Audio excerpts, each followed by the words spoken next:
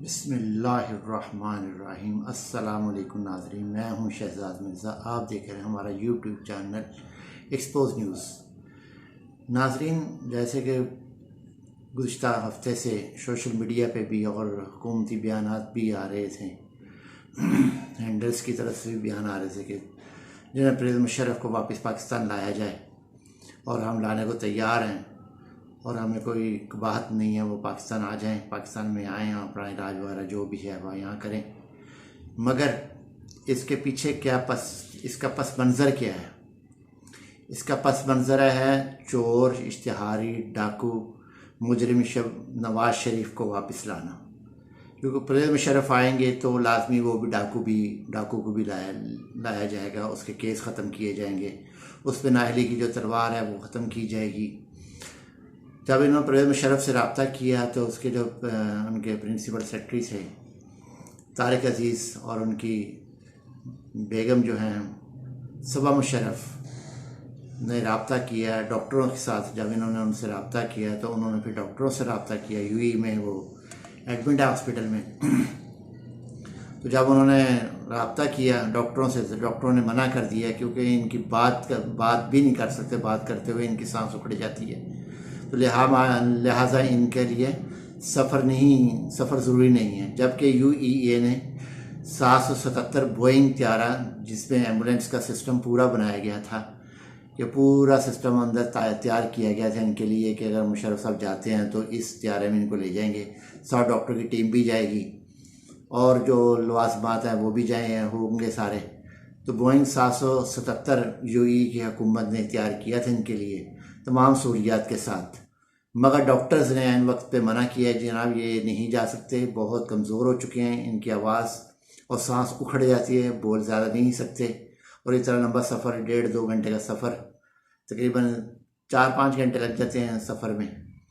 वहाँ से निकलना, घर से निकलना, हॉस्पिटल से निकलना, फिर रास्ते में आना, फिर वहाँ से पाकिस्तान आना, पाकिस्तान से एयरपोर्ट से फिर हॉस्पिटल या घर, जहाँ भी उन्होंने मुंतकिल होना था, काफ़ी। तो उस दौरान कुछ भी हो सकता था, इसलिए डॉक्टरों ने उनको आने से पाकिस्तान मना कर दिया। असल मकसद मुशर्रफ साहब को लाना नहीं था। ये इतने हैंडलर्स अच्छे नहीं हैं कि ये बुलाएं कि आ जाइए हम आपको करते हैं। असल में उनको लाने का मकसद ये था कि परवेज़ मुशर्रफ के साथ साथ नवाज शरीफ को भी लाया जाए और उनके भी केस ख़त्म किए जाएं। जो मुशर्रफ साहब पे आर्टिकल 6 लगा हुआ वो भी ख़त्म किया जाए। उसकी आड़ के अंदर, उसके पस मंज़र में जो नवाज शरीफ पे केसेस हैं और मरीम नवाज पे केस हैं वो सारे ख़त्म किए जाएं। ख़त्म करके उनको नीट एंड क्लीन करके इलेक्शनों के लिए तैयार किया जाए। क्योंकि हैंडलर्स की कोशिश है कि अगर इमरान खान से बात नहीं बनती तो फिर जो भी हो सका, जिस तरह से धांधली हो, जो भी हो, धांधला हो, वोटर्स मार दिए जाएं, वोटरों को निकाल दिया जाए, वोटरों के हल्का बंदियाँ चेंज कर दी जाएं, जो भी हो सके, जितनी भी कोशिश से धांधली हो सके वो करा के किसी भी तरीके से मरीम नवाज़ को वज़ीर आज़म पाकिस्तान के लिए तैयार किया जाए।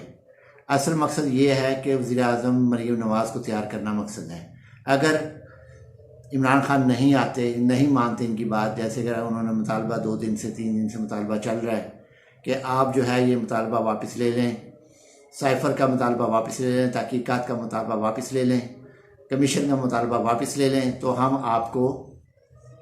आपके साथ बैठते हैं, जो भी आप कहेंगे तमाम मुतालबा आपके तस्लीम किए जाएंगे। मगर इमरान खान ने टोटली इस चीज़ पे रद्द-ए-अमल किया है कि नहीं, मैं वो उस जो है साइफ़र और उसका कमीशन बनाने से दस्तबरदार नहीं होऊंगा। और वो कमीशन ज़रूरी है, कमीशन बनेगा तो पता आवाम को चलेगा कि ये क्या साजिश हुई है। क्योंकि DGI-SPR ने 3 दिन गुज़िश्ता 2-3 दिन इन्होंने एक प्रेस कॉन्फ्रेंस की थी जिसमें इन्होंने साजिश मुदाखलत दोबारा इस चीज़ को उजागर किया। समझ नहीं आई कि DGI-SPR बाबा इफ्तिखार साहब को क्या मसला था, इन्होंने दोबारा इस मामले को क्यों उजागर किया। कोई वजह, बहरहाल वजूहात तो काफ़ी सारी हैं, बयान नहीं की जा सकती, क्योंकि इनसे बर्दाश्त नहीं होता। कोई इन पे तनकीद करे या कोई इनके लिए तनकीद बराए इसलाह ही क्यों ना करे, तब भी इनको बर्दाश्त नहीं होता। बहरहाल जो इनका एक जाल था, जो इन्होंने एक चाल चली थी नवाज शरीफ डाकू को लाने के लिए, वो फेल हो चुकी है। डॉक्टरों ने मना कर दिया मुशर्रफ साहब को, बिल्कुल ये सफ़र के काबिल नहीं है। तो इसलिए इनका ये प्लान जो है ये भी फेल हो चुका है। नाज़रीन, वीडियो अच्छी लगे शेयर करें, चैनल हमारा सब्सक्राइब करें और वीडियो को लाइक करें। शुक्रिया।